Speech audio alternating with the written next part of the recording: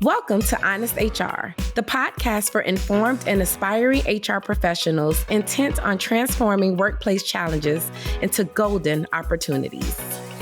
Every week, we chat with industry experts to bring you insights, trends, and actionable advice through relatable stories from the real world of HR. Honest HR is a SHRM podcast, and by listening, you're helping to build a more engaged workforce and drive organizational success. I'm Wendy Fong. I'm Amber Clayton. And I'm Monique Akanbi. Now let's get honest. Welcome to a special edition of Honest HR. This week, all three of your friendly hosts are together at SHRM's Inclusion 2024 conference here in Denver, Colorado. So we wanted to take the next few minutes to just talk and share our experiences and what we've gone through these last few days, share it with you. And to keep the conversation flowing, we've actually created some questions that we're going to ask each other and answer. And I think we'll just go ahead and jump right into it. All right, let's do it. Great. So the first question is, what have you seen and done at Inclusion 2024 so far? Recording amazing podcasts with some of our presenters that have been here. That has been my primary responsibility. But also working the SHRM booth and a civility cafe in the marketplace.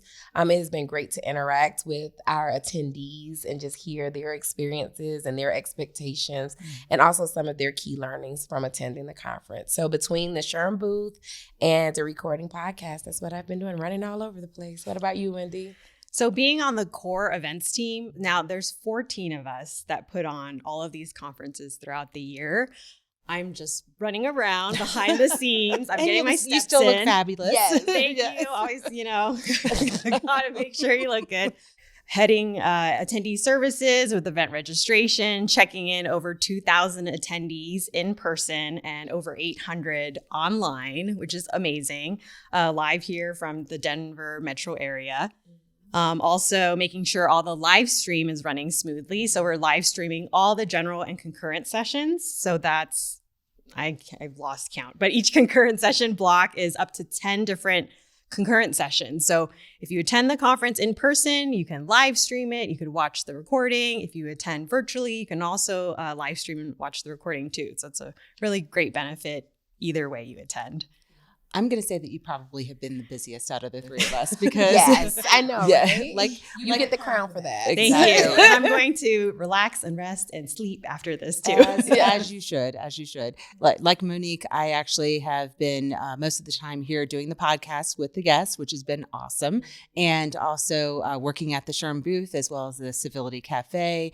And I just attended a roundtable discussion that a couple of my advisors had actually facilitated. So that was a lot of fun. Well, because I'm behind the scenes, I haven't had a chance to even step in the marketplace or the Civility Cafe. So can you tell me more? What is Cafe Civility? Sure. So we are promoting 1 million civil conversations in the workplace. And the SHRM booth here at Inclusion shares all of the resources that we have available, not only just to our members of SHRM, but workplaces in general. So that whether that is our civility playbook or our policy or politics and conversations in the workplace, political conversations in the workplace playbook, releasing that, our latest research on our civility index, in addition to just some really cool swag. And at the Civility Cafe, our partnership with Inclusive, Jen has been doing many sessions around civility. Yeah, which has been great. And I'll just say, in addition to what you said, Monique, I've given a shameless plug to the Ask an Advisor service, which is my baby, the Knowledge Center. And so, of course, having the opportunity to be able to talk to attendees about what this member benefit is has been great. But also, we are looking for people to do some research following the conference, individuals who are in the I&D space, DEI, however, whatever they use as their titles and what they do, we're looking for people who work in this area so that they can help us do some research later on. So I've been talking to a lot of people about that. Yeah. But I do want to share one of the things that I thought was pretty unique in the marketplace is that we have live flowers. I know. And Beautiful. so the attendees have been tasked with paying a compliment and giving a flower to another attendee. Oh, And I so love it that. has been so great Sweet. to see attendees walk around with bouquets of flowers where Yes. someone just randomly approached them and paid them a compliment. And so I really Yes. loved that. Oh, that is really sweet. Yes. Doesn't that happen when I walk down the street? Can someone pay me a compliment and give me some flowers? Well, I'm going to say one of my employees actually gave me one yesterday, and I was just like, oh, that's so sweet. I was very happy. Oh, that is Yeah, nice. yeah. I love that that's a part of the message of promoting civility, not just in the workplace, but in our lives, in the world, especially with this week being election week and how important civility is in all assets of our lives. And I know SHRM has a civility campaign landing page, right, to get all of those resources as well. So be sure to check that out on shrm.org. Yeah. So what are some of the special things that you've learned so far at this year's inclusion? Oh goodness! I mean, I've learned quite a bit just speaking with the guest on the podcast here. I think when you come to this type of conference and see the work that everybody's doing, and they want to have inclusive workplaces, and they want to have diversity and equity and inclusion in their workplaces and belonging. I just think it's always fascinating. And I learned something, this was kind of interesting. I can't say that I know everything, even though we work in the Knowledge Center and, we are the SMEs of HR. I happened to learn something a little different with Ben Green, who was one of my podcast guests. And we talked about the transgender community, LGBTQ+. And one of the things that he mentioned about policies and how you could support your employees, he mentioned bereavement leave. And I never really thought about that before. And I don't know that I've had many members who have asked that question about, bereavement leave and whether or not they would actually allow paid bereavement leave for transgender community or LGBTQ+ who may not have family, but maybe they have friends who have been supporters of theirs, and allies and have passed away, and, allowing them to be able to grieve and take that time off paid. And I just thought that was really interesting because a lot of the policies that you see with employers are around parents and grandparents and children and brothers and sisters, but that might not always be the case with everyone. So I found that really fascinating, and it made me want to go back now and look at our templates and tools and see, what they say, and should we make some adjustments? Yeah, that makes sense. Like redefining what family or Me. community Exactly. is, that definition. It's not really standard in the necessarily. Exactly. Or I just think about, my cat passed away a couple weeks ago. Sorry to hear that. Thanks. I mean, that is my child. That is Yes. my fur baby. Yes. And thankfully with SHRM, we have an open leave policy. So I was able to take a couple of days off. Yeah. But yeah, it was hard still to deal with. Pet bereavement leave is becoming more popular now, which I think it should be. I mean, like you said, they are a part of I see my dogs as my children too. It would be devastating to me. So I'm sorry to hear that, but I'm glad that you were able to take some time to grieve. Yeah. Now my daughter wants a new cat. So Oh, jeez. Oh, goodness. We're gonna go in a few weeks. Okay. Yeah. Well, I remember years ago when I practiced HR, it depends on the family, like your upbringing, right? Because for me, my aunts and my uncles were more like my mom and my dad. Like they were an extension of my mom and my dad as well. And so that was, I read an article where there was this one organization that the employees defined family rather than the employer defining family. So however you define family, then you were able to take bereavement leave. I'll say for me is one of my podcast guests as well on the topic of burnout. Because if you think about inclusion and diversity, you don't really necessarily connect the dots of burnout with that. And so just having that conversation and then just even learning my guest journey through burnout as well, and how organizations really should think about, from an inclusion standpoint, burnout of their employees and ways to support them in that space. Yeah, that's an important message to stress and not forget. The sessions that I enjoyed were on authentic leadership and some things that one of the sessions, it was authentic leadership lessons to build high-performing teams by Jim Fielding. He was actually a past president of Disney's products that they sell. Oh, okay. And he had talked about humility, integrity, gratitude, and grace as some things to remember to be an authentic leader, to serve your teams. And I know these are things we hear all the time, buzzwords, but we know it, but are we actually doing it every day in practice? And especially as people managers, it's easy to get caught up in the day-to-day, but really empowering our teams and uplifting our teams is so crucial in how we increase productivity, increase that culture of safety and trust. And we spend so much time at work that we want people to feel safe and comfortable being there. Yeah. Kind of goes along with the psychological safety. I know Jen Graham exactly. at the Civility Cafe had done a session on that as well. But I think, having that empathy and that grace is so important, not just for your employees, but for yourself. Yeah, that's important. So speaking of safety, this is a no judgment zone, correct? Of course. Okay. Well, this is my first time attending inclusion. First timer. Don't judge me. I'm not judging. I think we find maybe about half of the attendees are usually first timers. Yeah. So welcome, first timer. Yes, that's awesome. So I have a question for the two of you, being that you both attended inclusion before. Yes. What has been your most memorable or impactful moment? So I'll say for me, this is the second time that I've been here in Denver for inclusion, and the second time I've been to an inclusion conference in 13 years, which again, don't judge me either. I'm not judging you. Okay. But I will say when I was here the last time, it was great because I was part of the Better Workplaces Challenge Cup, and we had our, we actually judged that. And I believe this was the same place that Damon Johns from Shark Tank was actually one of our judges. Okay. And so that was the first year that we had the BWCC Challenge Cup, and I was actually in the green room with him and with the other judges, and we had a pitch from each of the companies, and it was just really cool experience to be a part of that. And the winner actually received money, and I can't remember the name of it, so sorry about that. But I just remember that experience was really great. And I had advisors who were working here as well in the SHRM booth. And I always enjoy being able to come to the conferences and work with other team members, especially those that I don't work with on a regular basis. So anytime that I have that opportunity to do that at one of the conferences, I enjoy it. Yeah. What about you? Oh, nice. Wendy? I was trying to count while you asked that question.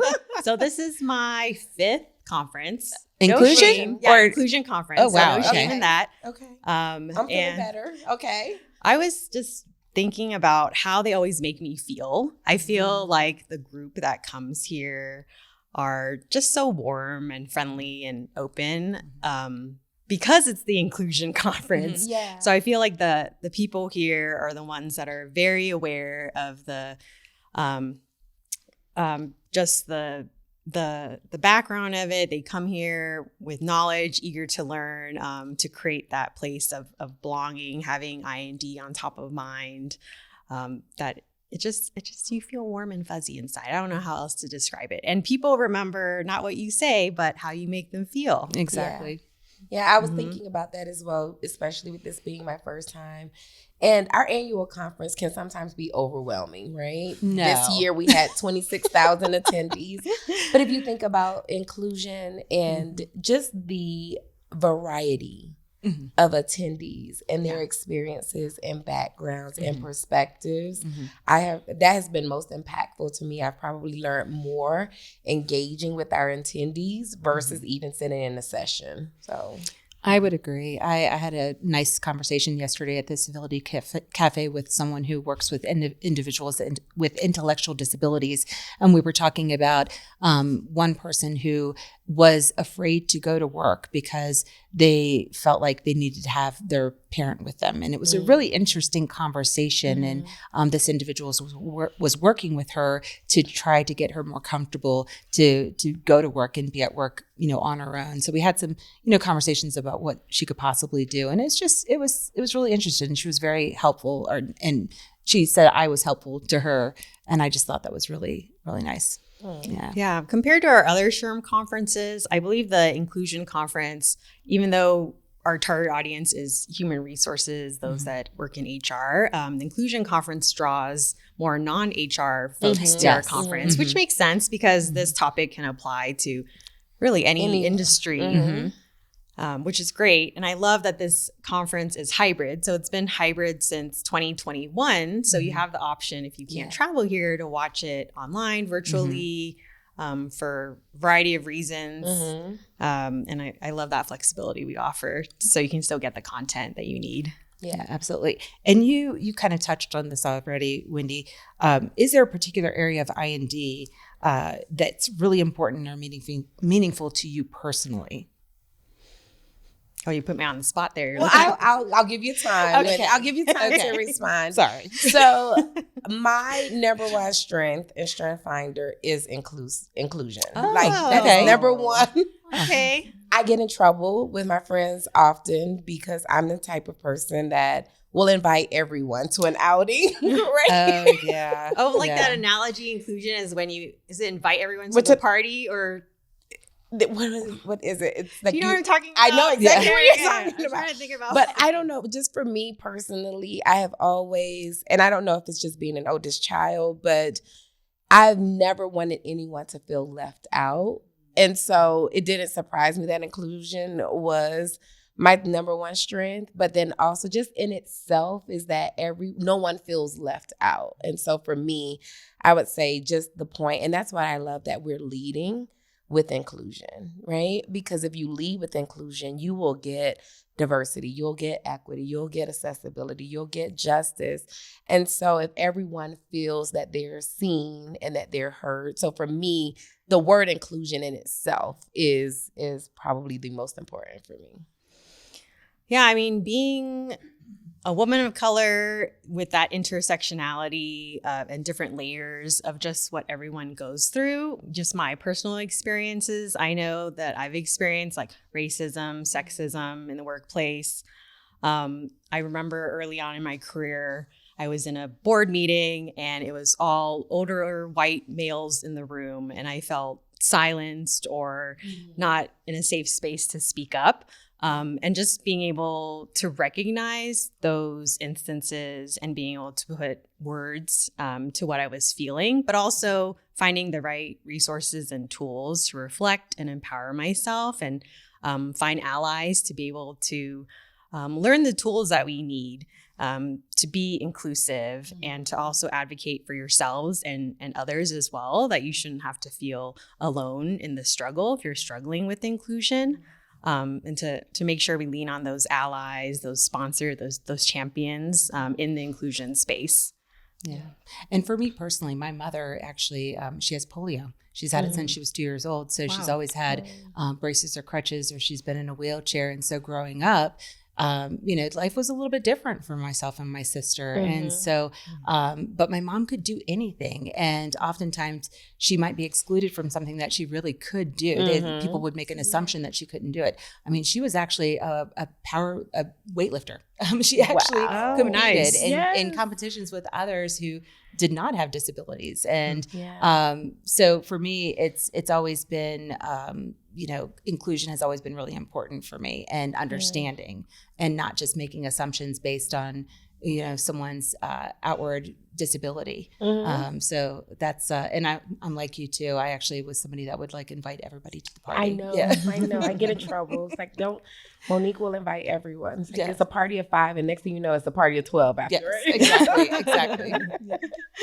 One thing I've been thinking about, so there's a lot of things that we're learning these past few days, and it can be information overload at times. Gotta keep that real. But if you could narrow it down to just one thing that you think HR professionals should take away from this conference, or really anyone in the workplace to take away from this conference, what would your little nugget be? Oh, that's a good question. I mean, I think the one thing that I've heard repeatedly is education. Yes, I mean, really, that's what it's about, is being able to educate and communicate to people. I was just in that roundtable session, and one of the issues that came up at one of the tables was communication from the top down.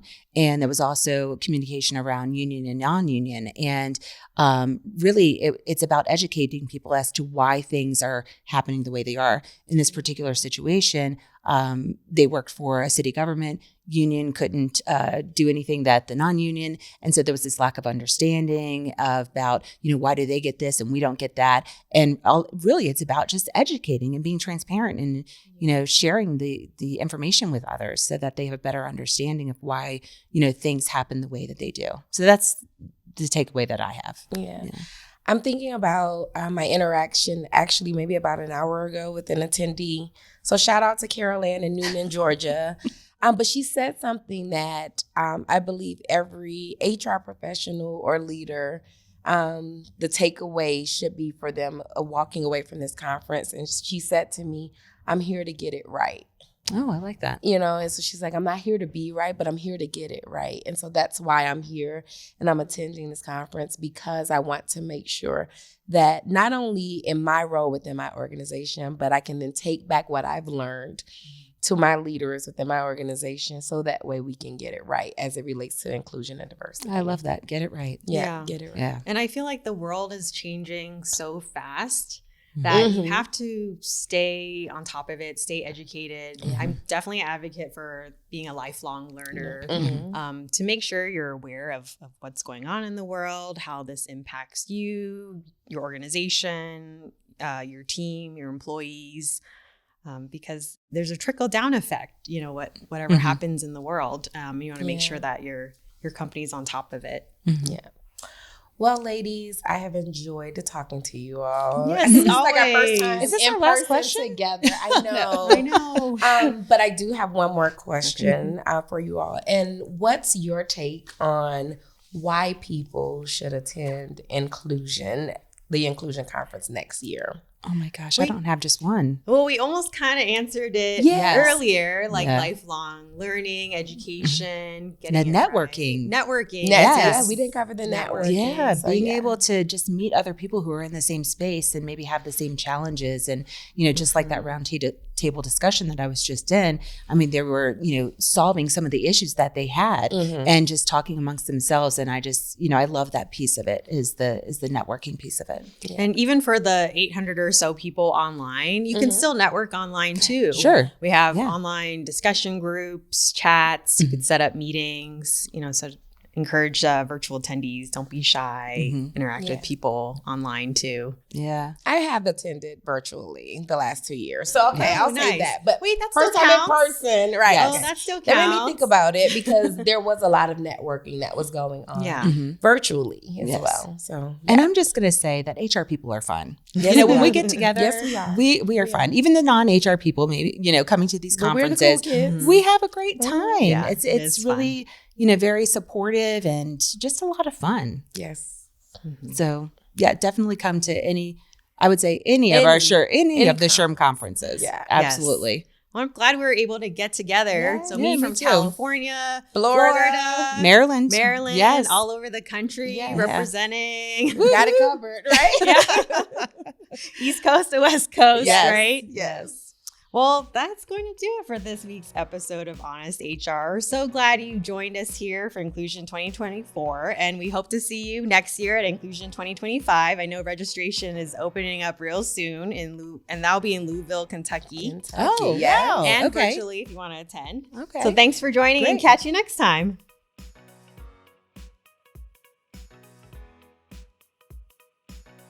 This podcast is approved to provide 0.5 professional development credits, or PDCs, towards SHRM-CP and SHRM-SCP recertification.